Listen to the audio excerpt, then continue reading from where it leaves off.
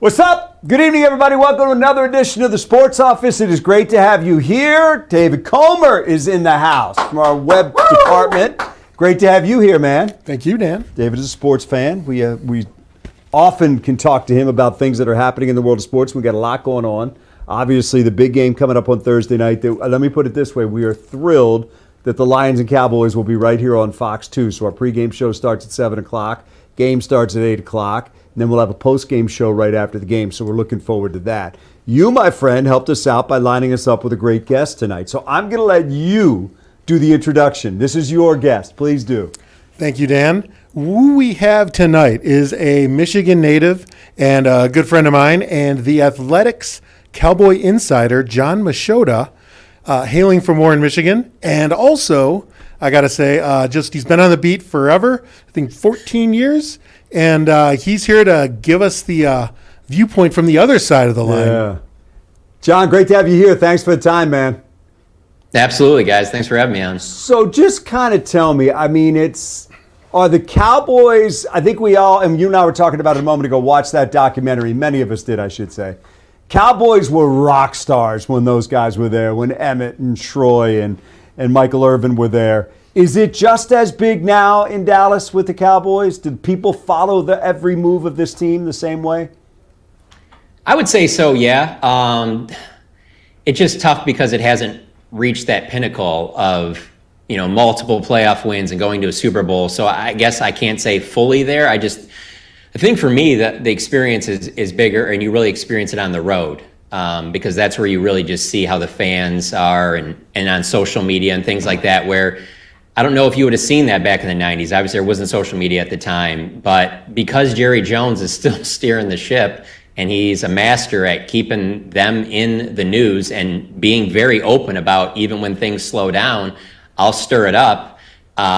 Because of that, they're still talked about, sure, but I don't think that they're looked at by the fan base in the same, we're competing for a Super Bowl every year like they probably did in the early 90s. How about when you do travel, fans in other cities? Because I would say in the 70s, when I was watching football, I think the Cowboys, when they became America's team, had fans from everywhere. I think in the 90s, when they were the IT team, they had fans from everywhere. Do they still pull them in from every corner with the group that they have now?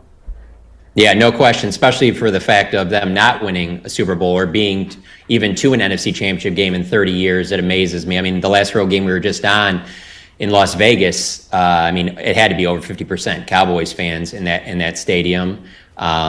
Most of the road games that we go to, and it always surprises me, especially in Philadelphia, just because it's probably not the safest place to be at with a Cowboys uniform on, but they still turn up, and that one's the most impressive to me. But I'd say DC is probably the most, and then LA is very high too, especially with the team having training camp in Oxnard, California.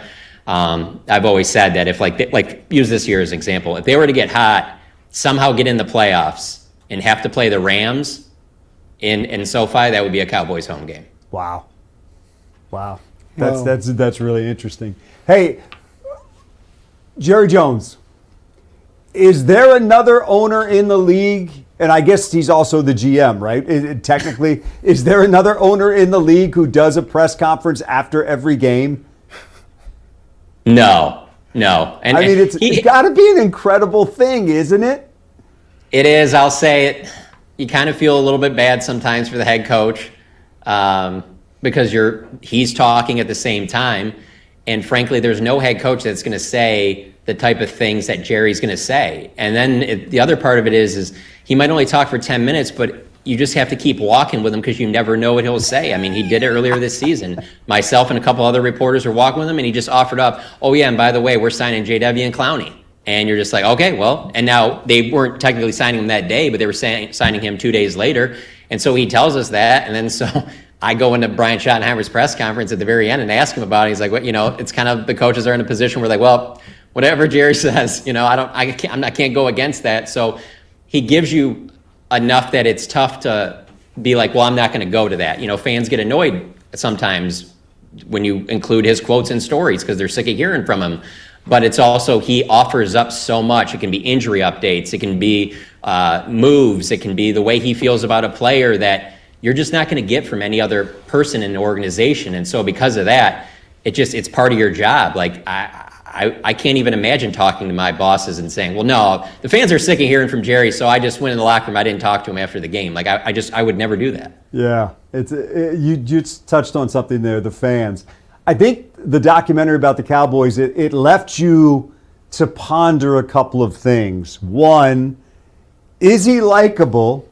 Two, is he good for the organization? Is he good at his job when it comes to doing what they did in the 90s? And then maybe you were left to ask, in the 90s, was it him or was it Jimmy? And I don't know the answer to any of those questions. So any of them that you want to field, please go ahead. 30-year sample size, it's hard to go against that. It was Jimmy. I mean, every day that goes by that they don't even get back to another NFC Championship game, it just screams that it was Jimmy on the football field, putting the roster together, being the real general manager there. So yeah, as a general manager, he's not good. He would have been fired a long time ago. Owner, he's great. And he's a lead at that, one of the greatest ever. But no, general manager wise, he hasn't been very good. Trading Micah Parsons right before the season starts is not a great general manager move. Adding Quinnen Williams is, adding George Pickens is. So he's kind of on a little bit of a hot streak right now. But you got to look at the totality of it. It's when you're the most valuable sports franchise in the greatest league of parity, you got to get to an NFC Championship game, and it really just made things worse these last 2 years for them when you go back-to-back years with Detroit and then Washington getting the NFC Championship game. Those were the only other two teams that were back there. So there's this huge drop-off. I mean, even the Carolina Panthers, they've all been there since the Cowboys have. And so because of that, you can't say it's all good. He's obviously has things where he gets involved that probably have hurt the team. I will say in the last 30 years, he's probably also put together 3 or 4 teams that probably should have at least went to the NFC Championship game and came up short in the playoffs. But to your beginning point, though, about likable, absolutely. Like, especially for myself, who I'm not a Cowboys fan. I really don't have a rooting interest from there. But for my job, absolutely likable. Especially out at training camp when you have a lot of the off-the-record type time around him and stuff like that. No, he's great. And I plan on being in this business my rest of my life. I don't plan on ever retiring. And I know that I will use him as examples for the rest of my life of no matter how crazy something gets, I'll be like, well, there's this time that Jerry Jones did that. Well, John, I wanted to ask, in a lot of ways, did the Quinnen Williams trade save the season for the Cowboys? Oh, yeah, there's no question. There's a lot of things that have contributed to their winning 3 games in a row and certainly beating the Eagles and Chiefs. But if I can only pick one, it's the Quinnen Williams trade. It's made everybody on the defense better. And they were just so bad defensively. So, I mean, there really was nowhere to go but up. But they've added other players, too, that have gotten healthy around the same time. But there's no question, adding him, they're doing this 5-man front now with 3 defensive tackles, with him in the middle, because he just commands so much attention. And so the offense was already really good, but it was getting to a point where the defense was so bad, the offense was pressing. But then now with Quinnen Williams over there, now the offense has all this confidence that, like, oh, so we don't have to score every time we have the ball. Like, we might actually get a stop here or there.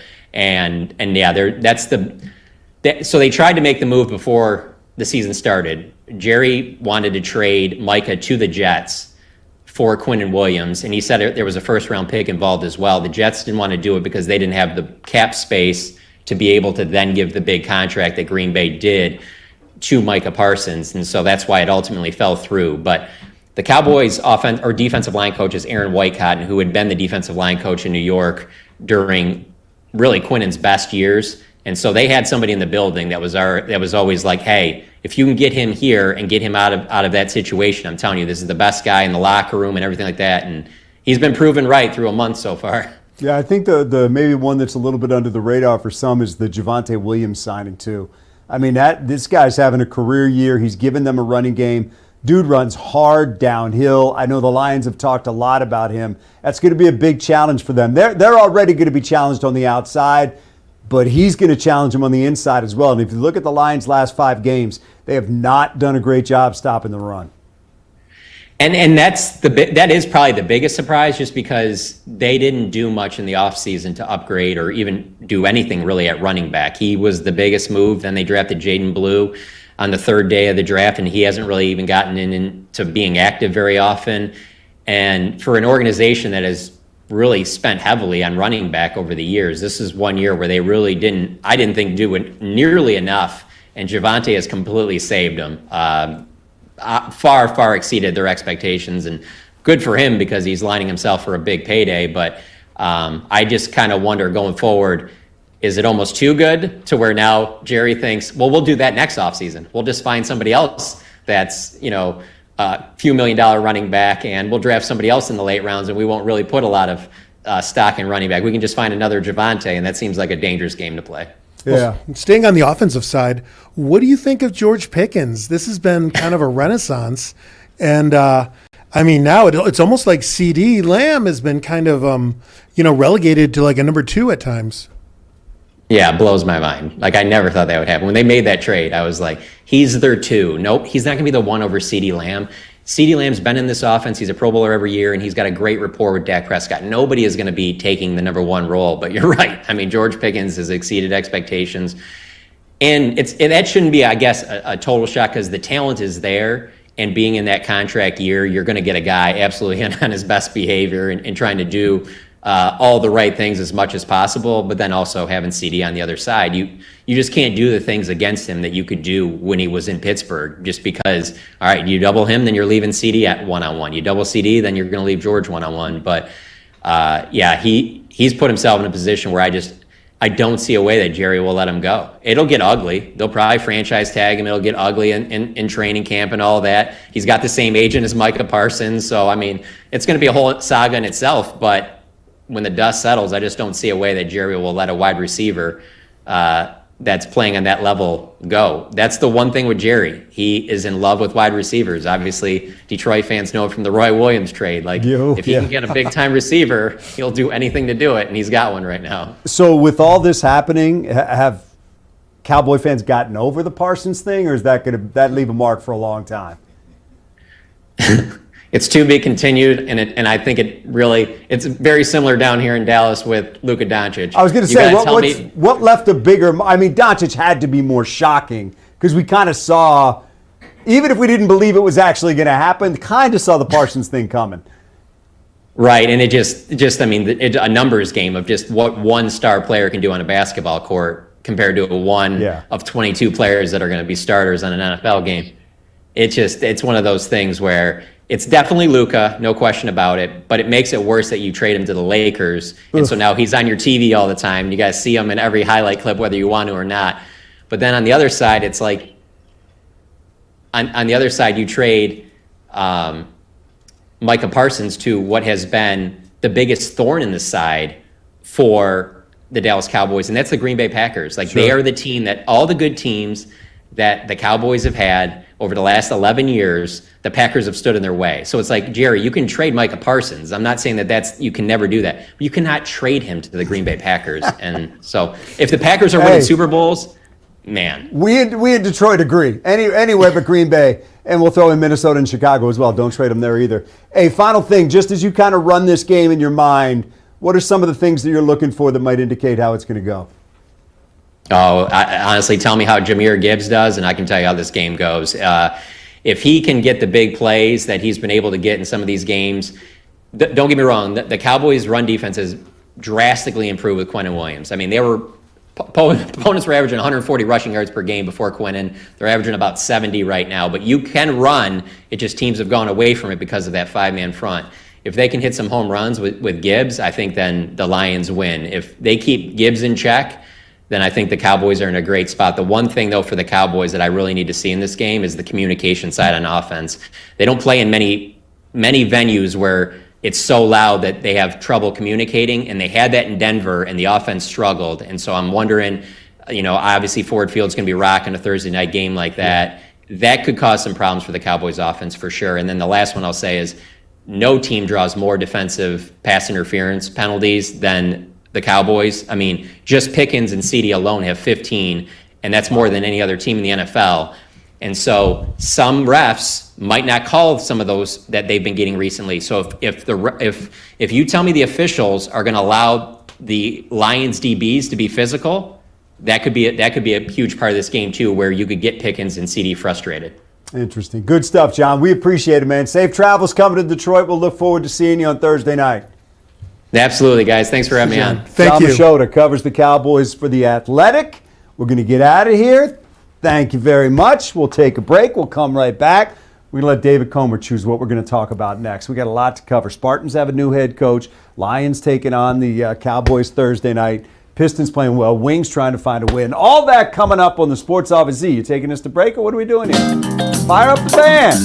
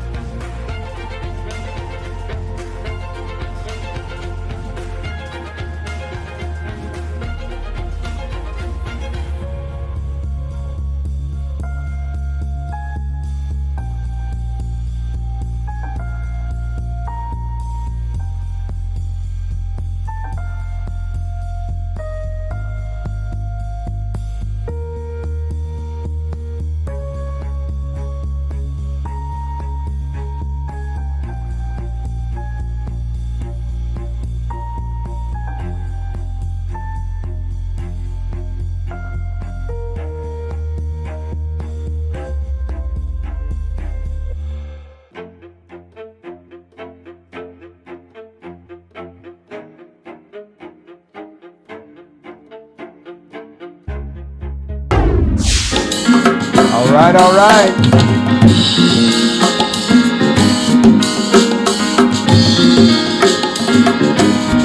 Z bringing us back in. We always invite you to join the show. How do you do that? Well, you click on that Zoom link right there, and you can join us like Jason does from the UK. Jason joins us tonight. What's up, Jason? Hello, Dan and David. How are you? Excellent. Great to see you, man. What's going on? I phoned in for some Lions counselling, gents. I need some help. Tell us what's on your mind. Join the club. Well, I mean, all the things have been said, really, haven't they? I've been watching lots of different stuff, watching you guys, watching, I know, Woodward Sports, just everything that's available to me. And I think, massive game this Thursday. And, to me, the key things are, as you've already said, is really, the defence getting home to Dak and making the sacks. Yep. And also enough protection for Gerard to do what he does well in the pocket. So yeah, I mean, look, I'm super concerned. If they don't impact Dak with no Kirby, we don't think, and no Terry and Arnold, and those guys on the outside as good as they are, it's a tough night. You've got to find some way to impact him. And he's a big dude and he moves around. So when you get there, you better bring your business. So they got to find some way to do that. And then look, offensively, there's a pretty good chance Dallas is going to score some points in this game. The way the Lions won games last year when their defense started to fade because of injuries is they outscored teams. You may have to do that in this game. You may have to score 34 points to win this game. So if that's what it takes, you got to do it. So offensively, they got to be ready to go. Maybe no Amon-Ra, holding out the slightest of hope he can play. But you know what? We're at a point where you either are or you aren't. And that's all there is to it. You're going to play with who you got out there, and you got to find a way to win. Exactly. And I really like... Right. Least, I was going to say that Jameson Williams, very excited to see what he can do kind of in an elevated role. To.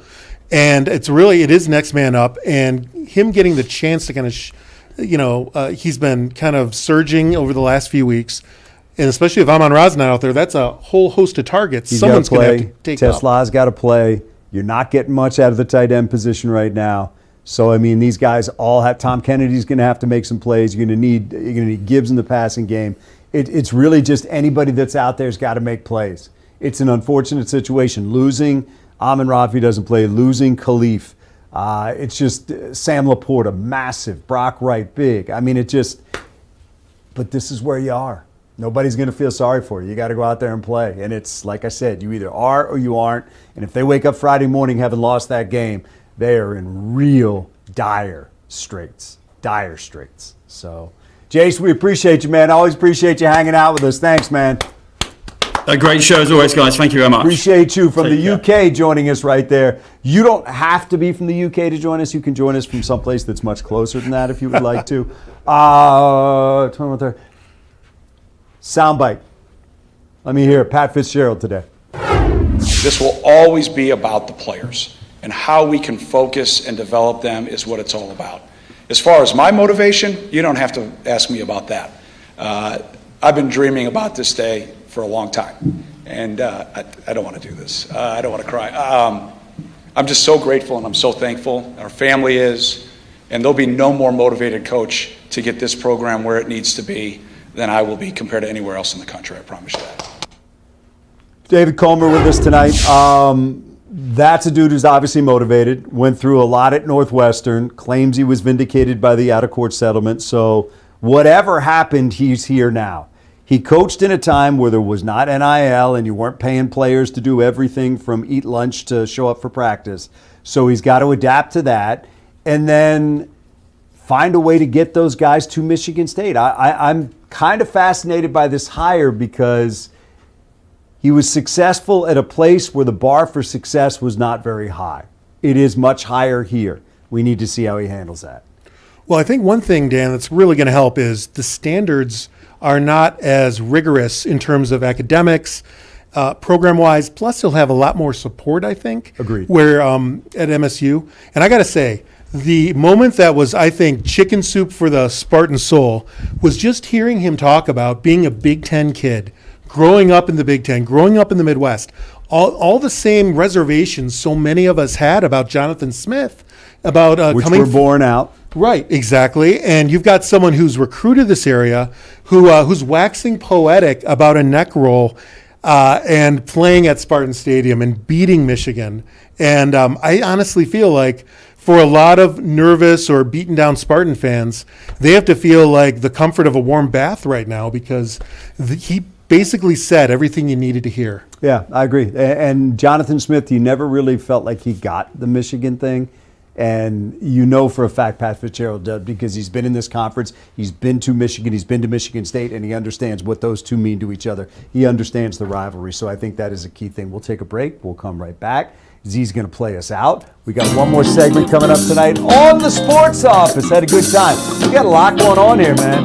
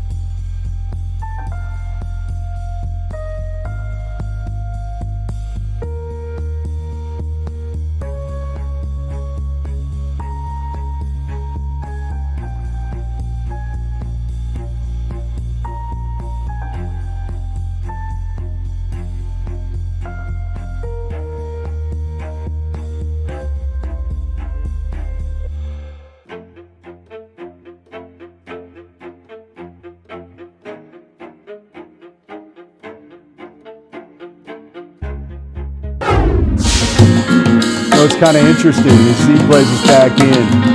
Dave and I were just sitting here talking about Fitzgerald and some of the things that he has to do. And here we are in college football in 2025, almost 2026. And one of the things I said was, I wonder who his general manager will be. Because that's a massive position now in sports. That's the dude that helps you dole out money and get players. No question. NIL wasn't even a thought back in the day, especially, it's funny, you think 3 years isn't that far away, but it just wasn't legal. Exactly. And but I think, if anything, Indiana has shown us you don't have to be a glamorous program in order to succeed and mix it up. Good job, brother. Thank you, David Dan. Comer joining us tonight. Thank you for joining us on this edition of the Sports Office. Back tomorrow night with more. Have a great one.